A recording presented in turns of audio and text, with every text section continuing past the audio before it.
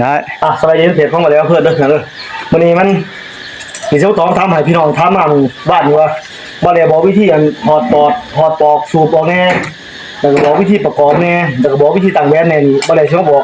เดี๋ยวจ้าเด้อเด้อสิบอกให้แบบสิแบ่งปันให้แบ่งปันข้อมูลให้โดยที่บ่สิเริ่มแชร์กำลังใจพี่น้องวันนี้มาบริการให้ลุงบุญทรงทั้งบ้านนี่นะคนหน่อยเมื่อปุถุพรเด้อเด้อประมาณ80ปลายได้มาระหว่างไปมา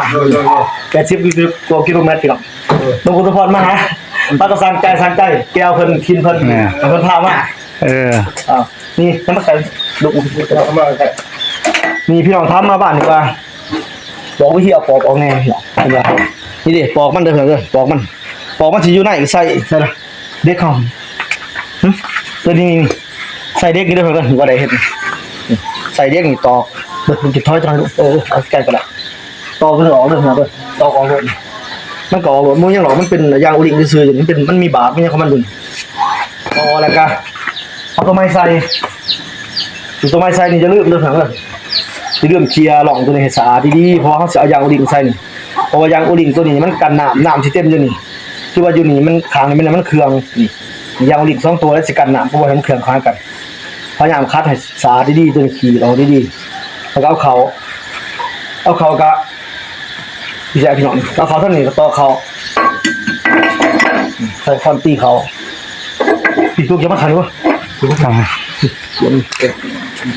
นี่มันตัวนี้มันมาบริการให้พี่น้องอยู่ทั้งงานบ้านข้อหน่อยด้วยเพื่อนข้อหน่อยเมืองปทุมพรพี่ฝากคล้องคุณภาพคล้องก็มาเลยก็พอเขานี่ก็อาการเขานี่ดิพี่น้องมาบอกเขาละเอียดแน่การเขาพี่น้องจะเลือกนี่มีบางน้ำมันมีบางตัวนี้มันเป็นขุ่นด้วยเหรอนี่เป็นมาร์กมันบางดุดมันจะมีมาร์กอยู่นี่มาอยู่นี่แต่วันนี้บุ้มี่นี่เป็นมาอยู่นี่เนี่ยมีกระบุ้มี่สับคือวันนี้พินตัวนี้ขึ้นเพราะเป็นยังจะพินขึ้นนี่สาเหตุก็ใช้พินขึ้นเพราะว่าน้ำมันดิน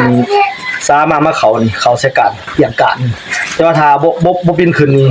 บุไหลได้เหมือนแต่ว่าของยันมานี่ที่มี2 หูแต่ว่าทาเป็น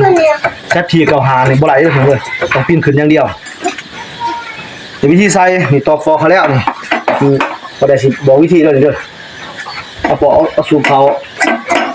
แล้วก็ตั้งแหวนวางทำมาตั้งเรียงแหวนให้นี่แหวนตัวที่1เป็นตัวที่1คืออยู่นี่อยู่เสาตัวนี้พี่น้องเสาตัวเทิงแหวนตัวที่2เสาตัวนี้แหวนตัวที่3อยู่เสาตัวนี้แหวนตัวที่4อยู่เสาตัวนี้แหวนที่4คือแหวนมันเครื่องเด้อเพิ่นเด้อที่ว่าตอบให้พี่น้องว่าจ้ะมีประคันเกี่ยวคนเข้าใจอีกอยู่เอาตัวอธิบายให้ได้เพิ่นได้คนบ่เข้าใจยังก็ถามซึมก็ได้พี่น้องคอมเมนต์หรือว่าโอ้ทั้งเบอร์หรือว่าสิเป็นทั้งบ่ได้ยัง